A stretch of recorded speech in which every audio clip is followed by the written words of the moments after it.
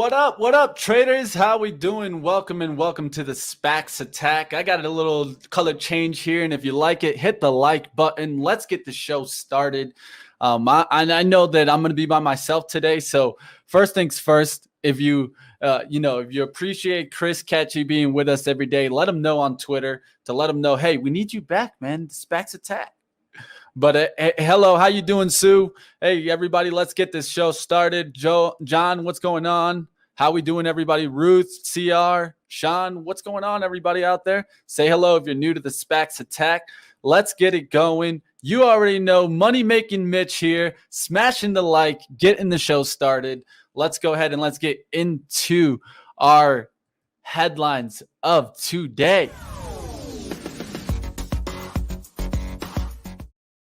All right, guys. So I'm going to be running both here. Normally, you guys know I'm doing the banners while Chris is talking here. So I'm going to go ahead and knock them out here. Hey, Mitch, do you want me to do banners for you? Yeah, you can knock them out. All right, I'll knock them out for you. Yeah, there you go.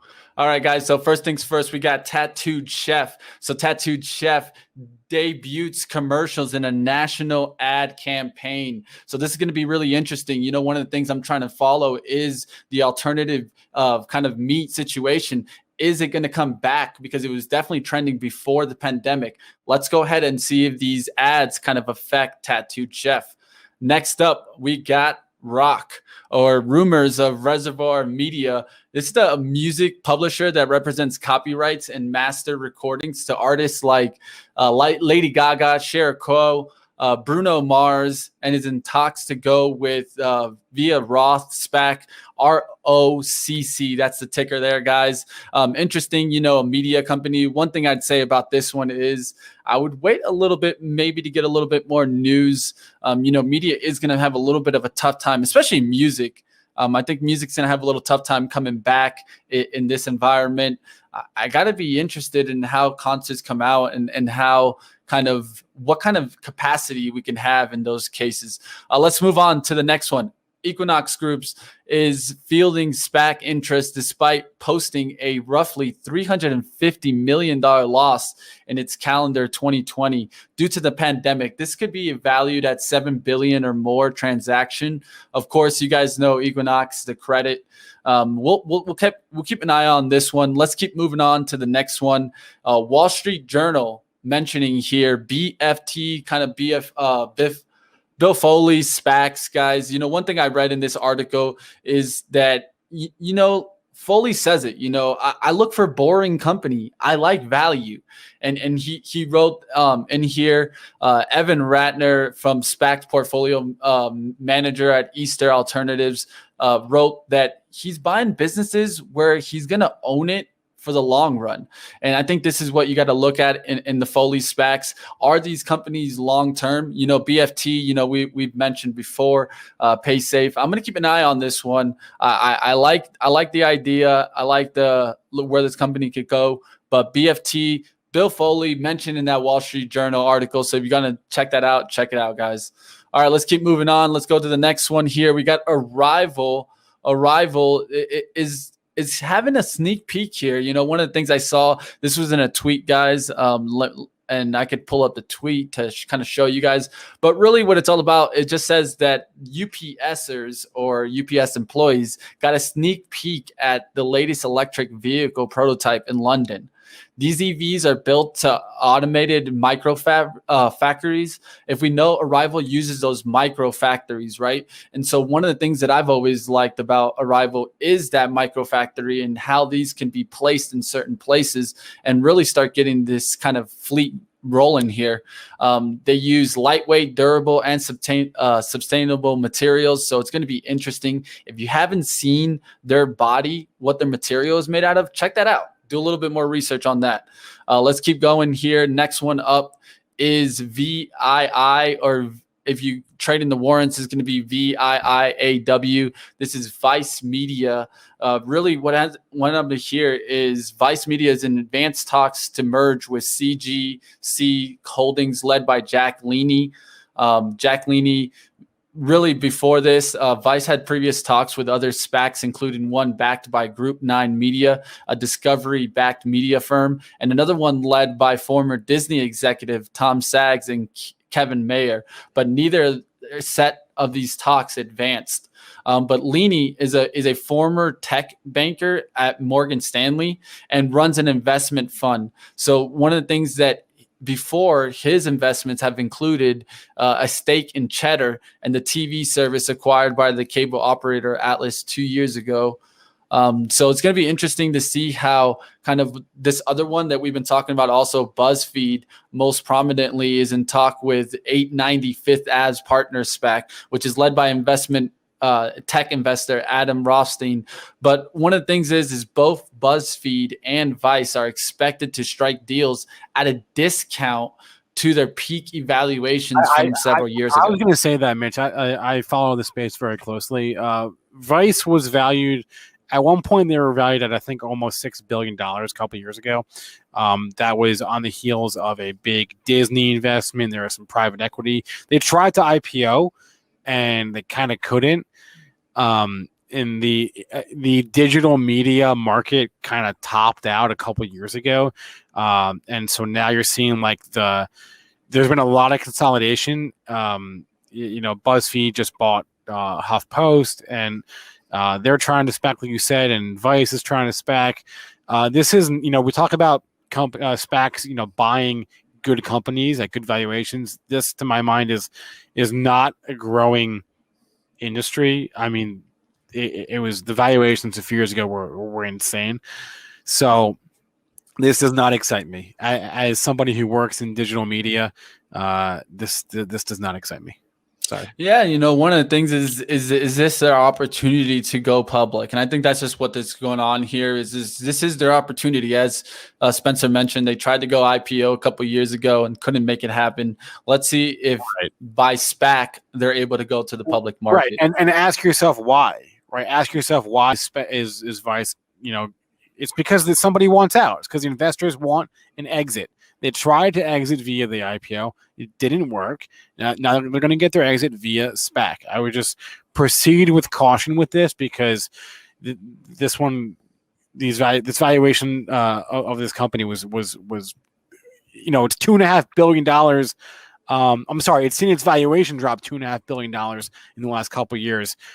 So I don't know about you, but I don't like owning companies that see their valuation drop over a 4-year period, which is what's happened with Vice. So definitely tread carefully here. Yeah, BuzzFeed included in there. So that's one thing that is to notice is what goes on with BuzzFeed and Vice here. All right, so let's move on to the next stock here. Next is going to be up Ford-backed self-driving startup Argo. This is AI mulling IPO of the year. So really what's going on here is Argo AI is a self-driving startup backed by Ford Motors and Volkswagen, and is considering to go public. Whether it's going to be via SPAC, that it really hasn't kind of determined. But one thing I would mention is Ford invested $1 billion in Argo in 2017 and plans to roll out robo-taxis and driverless delivery pods in 2022. Argo had a market value of more than $7 billion when Volkswagen completed its $2.6 billion investment in the company last July. And so one of the things that I definitely noticed is that the timing, it seems right. Bloomberg's reporting that, the advanced stages of developing its technology with its tests running in 6 cities, including Miami, a new LiDAR guidance system, and a clear path to commercialization through partnerships with 2 of the world's largest automakers. So definitely, having those connections with Ford and Volkswagen definitely puts them on a solid financial runway. That we're going to be paying attention towards this one. But, even Bloomberg mentions that there's a possible third company stepping in here and giving investment. So this is going to be interesting. As we've talked about it, I've talked about it, guys. I've been focused on how do we get this technology to get to the EVs and get started, because I think this is what really starts the EV bubble. We need the autonomous vehicles, the driverless vehicles to start working. And I think, mentions like this is definitely something to keep an eye on. All right, let's keep moving on. Let's go to the next one. The biggest news of the day, which is, of course, you guys know it. DMYD exclusive sports data deal with NFL. Shares are trading higher following a report that Genius Sports announced a exclusive sports data deal with the NFL on Thursday afternoon. In response, DMYD stock soared 25% after hours on Thursday. Now, one thing I noticed is that the NFL is saying that Genius Sports is the best sports data company in the world. And so by cutting its ties with Sports Radar and going all in with Genius Sports, the NFL is basically saying that they trust Genius Sports far more than their to help them monetize their official data in a meaningful way in the sports betting world. And so one of the things is, of course, NFL had an equity stake in Sports Radar, meaning that by partnering with Genius Sports exclusively, the league is going to against their immediate financial interests. I mean, they were invested in Sports Radar and chose Genius Sports over their investment. And so one of the things that I would say is definitely look at now DMYD's Genius Sports is partners. The league includes league partners include NFL, NBA, NCAA, the Premier League, FIFA, NASCAR, and FIBA. Sportsbooks include partnerships in FanDuel, DraftKings, William Hill, BetMGM, and Flutter. And media partners include Golden Nugget, MSN, Volvo, and Google Cloud. Genius Sports is everywhere, guys. And one thing that I definitely want to mention is DMYD does have its merger vote set for April 16th. So one of the things that we want to mention is how is this going to affect the next move in HZON and Horizon Acquisition Corp. You know, one of the things that I'd mention is, and we can put the next banner up there. So how will this affect it? You know, it's interesting. You know, Bloomberg is reporting that Sports Radar was in talk with Horizon Corp too. And one of the things is, you know, this was before when they were looking at this NFL deal. The question is, does the deal go through now and at what evaluation? I'm interested to find out how this changes the evaluation of Sports Radar overall, because in their eyes, I think they were seeing, you know, the NFL wouldn't choose a company over them if they're invested in them. So this is going to be big news in the sports industry, and we're going to have to keep an eye out to see how this affects these companies. Wait, can I jump in again? Sorry. Yeah, come in. I wouldn't, but you're hanging out, man. Might as well jump in. Out with you. So this is essentially like market data, right? This is essentially like the Bloomberg for sports betting. Is that right? Yeah, essentially. When you're thinking about it, it literally powers the data behind the sports. Yeah. And how all the companies, they need to go somebody, a data provider that has all the data, and that's really what's going on here. It's starting to look like Genius Sports is the best of breed. So they went against the company. They picked a company to be their partner that was different than the one they had an equity stake in. That's really weird. That's weird, right? That shows you what do you think that shows you? At least not based on the companies, but at least on an investment. I mean, it means somebody at Genius really knows what they're doing, or somebody at Sport Radar really does not. I don't know which is true. Maybe it's a combo of both. But, yeah, it could be a combination of both. So it's going to be really interesting. And one more to add, this one from our man Nicolo Damasi that always joins us. I'm sure he'll come back and join us and talk about this deal. Yeah.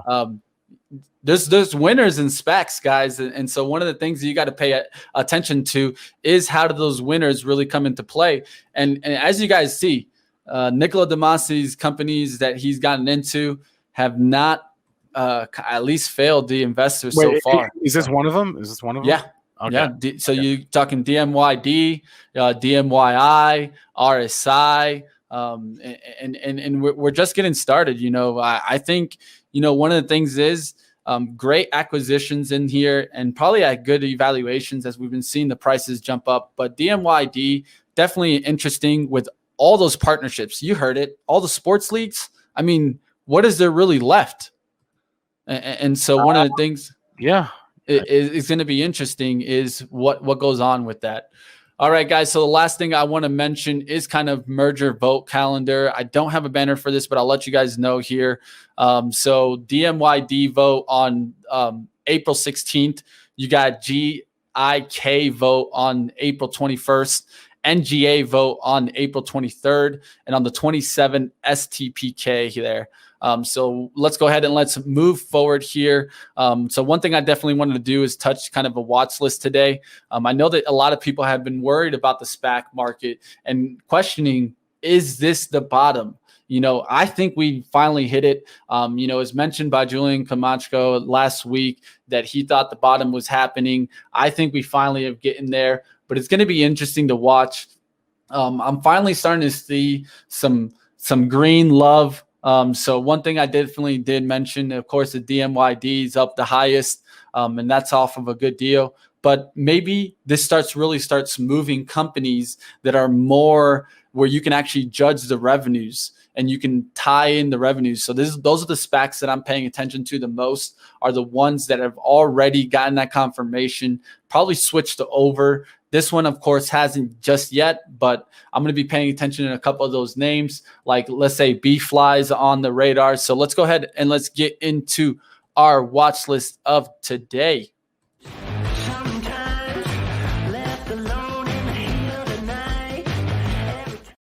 All right, guys, let me zoom in a little bit here because if not, you're not going to be able to read these ticker names. So, all right, so let's just move in. Of course, DMYD, we've been seeing it jump up, and it's looking like it's pushing right back up towards the highs. It dipped down towards the open and went right back up. So this one's going to be interesting to watch. If we keep going down, you got B-Fly here, not looking too bad here. One thing we're going to mention this one a little bit later with our kind of Ark Invest. So let's go ahead and keep going through here. Another one to mention here, Clover Health here, CLOV, not looking too bad now. It's starting to level out. This is one that I've actually mentioned that I'm starting to get a little bit of bullish on the daily chart. Why? Because we've been getting this sideways action, and it's going to be interesting to watch where we can actually balance out here. But one thing I'd mention, and I'm zooming in here on the daily, is we've had multiple bottoms kind of near this level here. And so that's kind of the level that I'd go off of, that $7.27, maybe $7 here, risk about 50 cents. I think this one can potentially get back towards 11. Of course, when you get above 10, you're going to be looking into some overhead supply in this stock. And this is CLOV, guys, Clover Health. All right, guys, let me catch up with the chat here, see what else is going on. Of course. Looks like people are worrying about Romeo in liquidation mode. I don't think that's the worst idea. I mean, at the end of the day, you're getting it cheap, but pay attention to that one. We'll see what happens, and let's keep it going here. All right, so just catching up with the chat, seeing some people mention some stocks here. Of course, HZON. The face, yeah, I know, Nicholas. We'll keep rolling through here. Let's see what else we got here. TSIA up here showing up. Of course, we had this one on just last week, guys, so definitely check that one out. Another one that's showing up here, of course, Tattooed Chef. We talked about their ad campaign. If you like fake meat in the chat, press 1. If you're a real meat kind of fan, and I was making some ribs this weekend. I don't know if you guys saw my Twitter, but making some ribs. So I'm a real meat fan. So I'll have to put a 2 here. But if you're a fake meat fan, go ahead and put up a 1. I'd be interested to see how many alternative meat chat members we got out there. Looking like I'm starting to see some 2s rolling through there, but let's go ahead and continue moving on here. What's another one that I want to take a look at is QS. Of course, QS, guys, got that investment as of late. We're talking about, I had it right here, the numbers here. So yeah, they got the Volkswagen AG 10% buy of 15.2 million shares at an average price of $657. One of the things is that, this is starting to look like an interesting chart to me. I mean, if we look at the 1 week chart, we talked about it last time when it was balancing here at 45, and it bounced up to 70. I'm always interested to see if it can clear this gap. This gap is between 60 and about 85. That's going to be the interesting area for me if we can get back into the shadow. But one thing to mention, of course, bottoming action. So at least something to go off of. One of the things, the biggest things that I like to do is at least have a risk. And now you at least know, like, hey, we've seen multiple bottoms in here. We can start taking a risk profile closer towards that 43 mark and look for a move back up there towards 85. I actually like this stock. I think it's going to need maybe a week or two to really start moving here. But I'm going to be looking for volume spikes. If we can get a nice volume spike with a good push towards 60, I'd be interested in QS.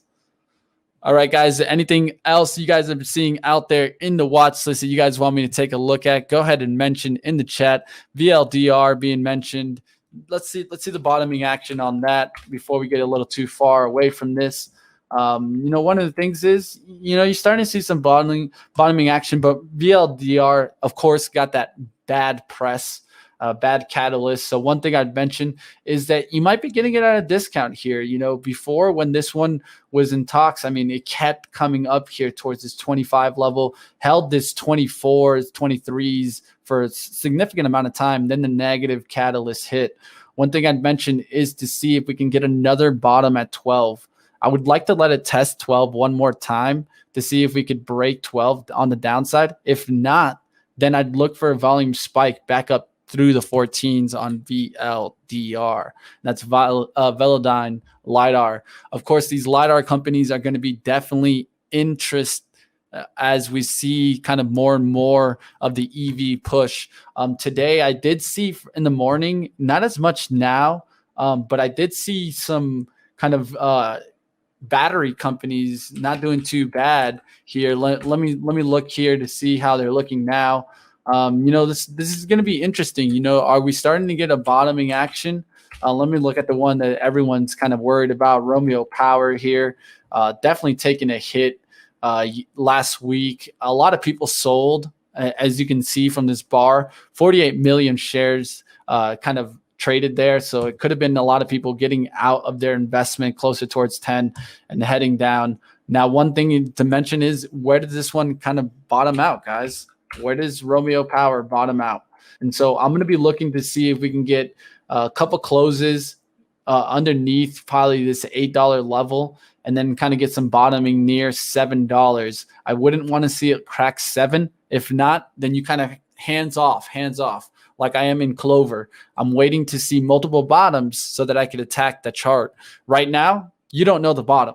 It could be a falling knife. Next thing you know, it's at 7, 6, 5, 4, 3, and you don't want to play that game and get caught too much trying to average down. So definitely be careful there, guys, and we'll have to keep going. All right, guys, I'm going to keep mulling through here. Looks like Spencer has a headline that we can discuss here. Let's go ahead and bring Spencer back in and discuss his headline, and then we'll get into our middle segment of the day. Yeah, I just wanted to add one thing, and something that we've been talking about on pre-market prep. I don't know if you've been talking about it. I'm sure you have on SPACs, but Bloomberg outlined this trade here today in an article, which I thought was very interesting.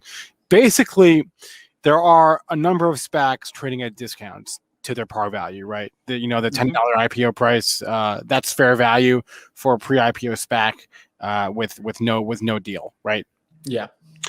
There are a number of SPACs trading below that $10 par value. Yep. If the SPACs don't have a deal, we know within the 2-year period, they have to return that money to investors. So theoretically, if you buy a SPAC at say $9.75 or $9.80, and they don't get a deal within 2 years, you're going to get $10 back, right? So you're essentially getting the SPAC at a discount now. The only downside to this is if the SPAC announces a deal, in which case that whole thing goes out the window. But there may be some people out there that are buying these SPACs, these pre-deal SPACs, at a discount, hoping that they do nothing, that they don't announce a deal, in which case they get some arbitrage. They get a few cents on the dollar, which is free money. It's free. Hey. So we've gone full circle. We went from last fall or last summer even, Any SPAC that announced a deal was going up. It didn't matter what deal it was. Didn't matter what valuation. You announced a deal, you're going up. Now there are probably some people out there that are hoping against hope that these SPACs do nothing, that they don't announce a deal, and then they get some free money. As long as they're trading below that, as long as you buy it below that $10 par value, which some people are. So I think it's very interesting now that we're seeing this reversal where there's some incentive now for a few people in a few SPACs to be rooting against a deal. Now, and one of the things that to mention there, it's to add to that point, is that one of the things is I think there's a lot of institutional and investors and insiders money behind this kind of trade. Yes. Chris Delaccio, I don't know if I got your name right, Chris, is bringing that up. I don't know. Obviously, this is a strategy that is more feasible the more money you have, right? So an institutional investor is absolutely going to make that trade. If they can extract, a couple cents, a nickel, a dime, they're going to do it, right? Is this a strategy for retail investors? I don't know. Right? It kind of depends. Again, you're hoping that the SPAC does nothing, and depending on how late they are in the window, you might have a lot of time to wait. So that's a big unknown. That's a big sort of like curveball in that strategy. But it can happen. So yes, this is a thing that people are doing. I would guess probably more of an institutional strategy, but it doesn't mean it cannot be done by retail. You just have to sort of be quick on the trigger. And the fact that they can announce a deal at any time can really throw a wrench into that plan. But this is why Spencer, I don't know if you caught it, but we were talking about units for a long time there when the stock market was going down, because you get the common stock and you get some warrants. So it's like kind of like get a 2+ kind of chance to get up there, probability to get back up there. And I think that's why we were talking about different trades, whether it be this one, a redemption, or kind of the units trade where you're kind of getting something in return for going and investing into a company. Right. So the other side of it that Fabian's pointing out is not worth waiting 2 years. Well, what if you don't have to wait 2 years? What if you only have to wait? Like obviously for the SPACs that just IPO'd in Q1, you were going to wait 2 years. But if you IPO'd a year ago, now you're halfway through the window already. I mean, when did Bill Ackman's SPAC IPO? Right? Was that last summer? So you're closer to the window. It's making its way up, right? Yeah, it's getting later in the game. So again, I'm not saying do that. I'm just saying it's a strategy that I'm sure there are people that are out there doing. And for those that do, for those that if it works for them, if they end up getting through the window with no deal, it's kind of free money. But you have to weigh, the risk reward. You have to weigh the opportunity cost of parking your money in the vehicle for, a couple points or a couple cents for a year. But I just thought that was interesting. Bloomberg pointed it out this morning, and we've been noting how the number of SPACs are trading below that par value, and there was a way to arbitrage that people are doing. That's what I wanted to add about that. No, definitely. I think you're right. I mean, it's one thing to definitely keep an eye on is how you can make easy money in this market, and it got harder. It definitely did get harder, guys. So Spencer just mentioning there a way that there's still potentially a way to make some kind of easier risk controlled money here. But like, of course, guys, do your due diligence, kind of find out if this is the trade for you. If you're kind of more of a wait and hold kind of trader, then maybe could be a strategy that you could use. All right, guys. So one thing I definitely did want to get into today is kind of the Ark Invest and kind of what we have there. So one of the things is I do want to bring up a picture here. Just give me one quick second so I can get towards it. All right, guys. So I'm going to go ahead and put up here. These are the Ark Invest SPACs here, guys. So I'm going to get the picture here up in 2 seconds here of what we actually have here from the actual pictures here. And here we go, uploading it right now. And so I'm going to go through each one, talk about the positions. I got this from D. Johnson, guys. If you guys don't know who D. Johnson is, right there in the top right corner, you guys see his Twitter tag. So wanted to give him a shout out definitely for pulling up this chart. And if we can get into this chart a little bit more in depth, we can see here, first things up is ACIC here. So definitely want to mention this stock. Let's take a look here. Of course, we know about it because we had it on our show. It's really interesting, ACIC here, Archer Aviation. You see shares here, 1.6 million, about 243 new one, and the stock price there 10.05. So one of the things to mention is how close to $10 she is there on ACIC. It's going to be interesting to watch what happens with that one. Let me go ahead and put up the chart here. So this is ACIC, and look at this bottoming action where she's been getting it closer to that 10.05. So I would be close to her, close to that price, close to that $10 to keep an eye on this one. Definitely a longer term stock, but we can kind of keep rolling through here. Let's go ahead and keep running through. Let's go to the next one here. Going to go ahead up and put up the list here. Next one up here is AONE. Of course, you guys have been seeing this one been purchased multiple times here. Let's take a look here. We got about, it's looking like 2.1 million shares here at an average closer towards that 1159. So let's take a look here at that chart and see what we see here. See if there's anything on the chart that stands out to us. One thing I'd definitely mention is this one is trying to create a third bottom here. So let's go ahead and I'll pull this down here. I'll show you the chart and we can take a look. So let me go ahead and pull this off here. So if we look here, we're starting to get it near triple bottom here at 11. That's the price I want to see it hold. Maybe it could come down closer towards this wick, which is 1080. But I want it to immediately recover 11 to show me that it's starting to get strong and wants to test back up, not test down towards support. And so the support could be down towards 1050, right? Because we've had this multiple chances to come down here, multiple wicks, and it could come back down towards those wicks. But I'm hoping that it holds closer towards this 11 and then curls right back up through 11, giving us an attempt to move back up towards 12 here in this kind of area and then start moving. Her price shows that she is confident near that $11.50 or $11 price point to hold. I think if you do get a chance to get it underneath 11, it would be an interesting stock to have in the portfolio. All right, let's keep rolling through here. Let's get into the next one on the list here. And so the next one up is going to be B-Fly. We talked a little bit about this one. A lot of people have talked about this one and wondering how quickly is the technology going to get adapted here. One of the things I'd mentioned is that I'm not the biggest fan of this chart. I'll show you guys why here in a second, but one of the things that I try to look for is could this be is this a bullish sign, negative sign? One thing I'd mention, and let's look at the 1 week here to see if I'm kind of more along looking at the same thing here. You see there, it doesn't look as bad. The one daily chart. The daily chart looks kind of more like a head and shoulders here. Like this could be the head, this could be the left shoulder, right shoulder, and then we have a baseline coming down here towards 15 and 14, which is a bearish sign.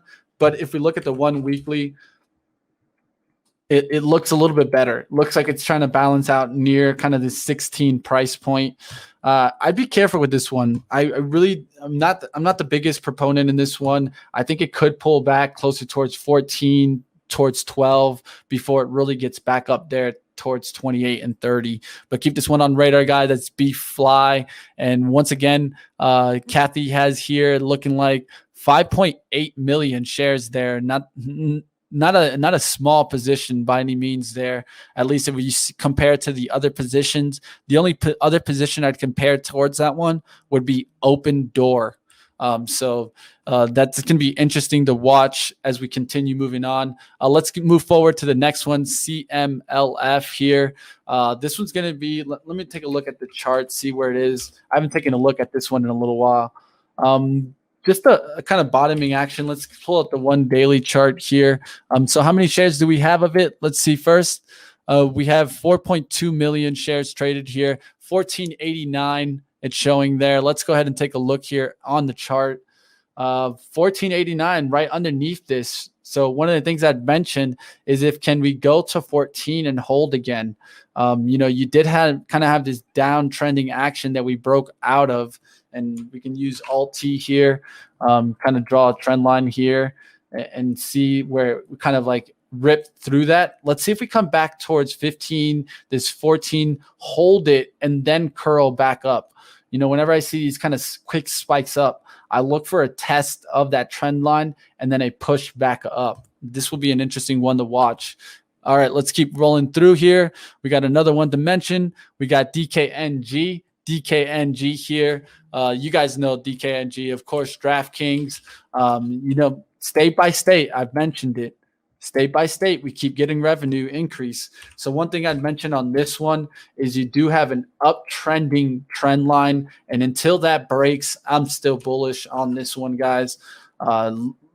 Just look at it, guys. Until this kind of line breaks, I'm still in it, guys. I'm still in it. I think it can get up there. I think you potentially see DraftKings at the end of the year above $100. But that's just my price target, guys. Of course, do your own due diligence, your own research. But I do think I see DKNG with state-by-state revenue coming. I see Florida coming really quickly.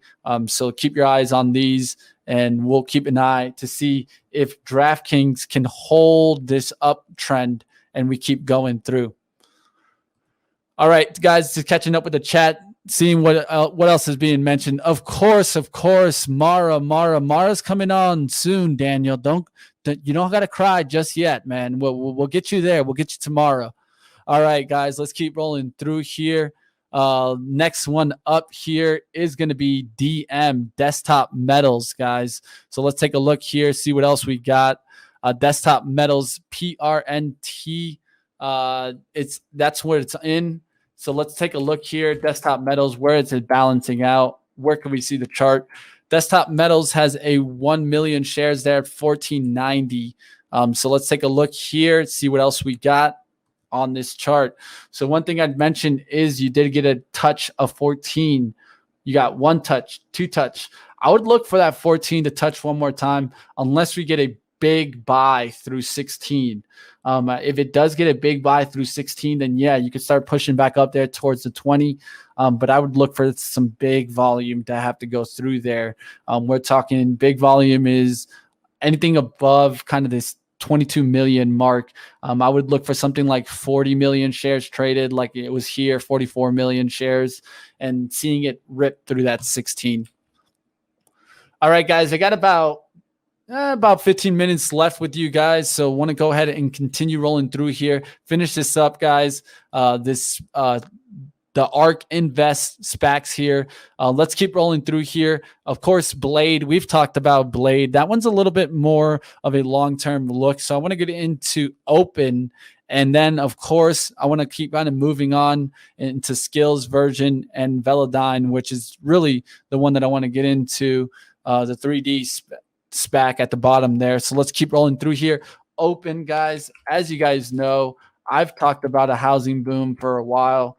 I think we still get it. And one of the things is with the housing boom, you're going to still need digital kind of devices, digital transition into real estate. One of the things that used to always actually go and visit and kind of do all this, I think that, with open door technology really taking off, big investment in this one. I would look for a pullback down closer towards 18 and 16, but we did get a drive up on this stock to 39.24. So we're talking about, if it gets below 20, we're talking about 100% increase back up there towards 40s. So it's going to be interesting to watch this one. Open door.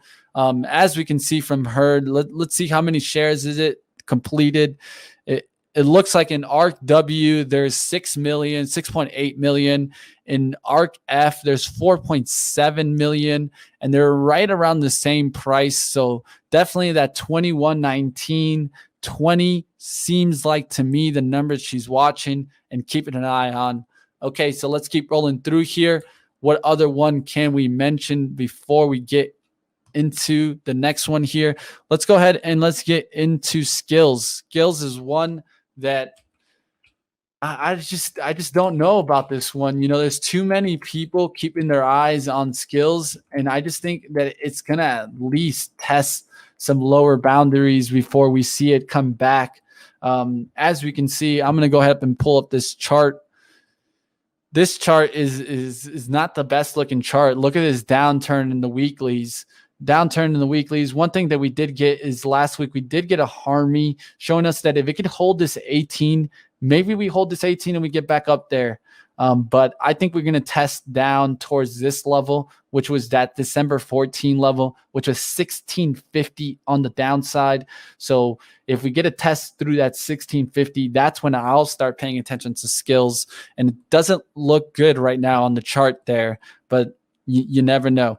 All right, let's keep going through here, guys. SPCE, yes, we're getting towards that one next here. So this one is, of course, Virgin Galactic, guys. SPCE. I'm not the biggest proponent of this stock. I've mentioned it plenty of times.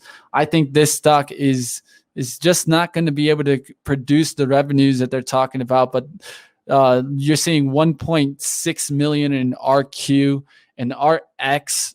223,000, 3063. So let's pay attention towards that level. See if kind of this $28 holds, because if that doesn't hold, I think we could go back down towards 24, 20, and even 16 on SPCE. So keep your eye out on this one. I'll show you guys the levels right now. And here's the chart on that one. So let's see if it breaks down through this 28, it could go to 24, and then the next level down towards 16 here. So that's one that I'll keep on watch, but not one that stands out to me. All right, guys. So look, got one more to talk about here, and this is SPFR. And one of the things that I'd mentioned about SPFR, and it's kind of interesting, but if you really do some research, you'll see that Elon wanted to buy this company. Elon definitely wanted to get this company, and they just wouldn't sell out. So we're talking Velo. So here, SPFR here, with merging with Jaws, a Spitfire acquisition here. So it's going to be an interesting stock, definitely to watch. One thing I'd mention is that you do get multiple bottoms here at this 1020. That's kind of the level in the sand for me. If it breaks that level down now, I would kind of wait to see it get below $10. But if we can hold that 1020, I think we can get right back up towards 11. And this company is a kind of a long-term watch for me for sure. SPFR. What do you guys think out there about it? And let me know in the chat if you guys like this Spitfire acquisition, and we're gonna have to see, if 3D really takes off. But like it's been mentioned in the space plays, this is the only one kind of that can produce those 3D space materials that is talked right now.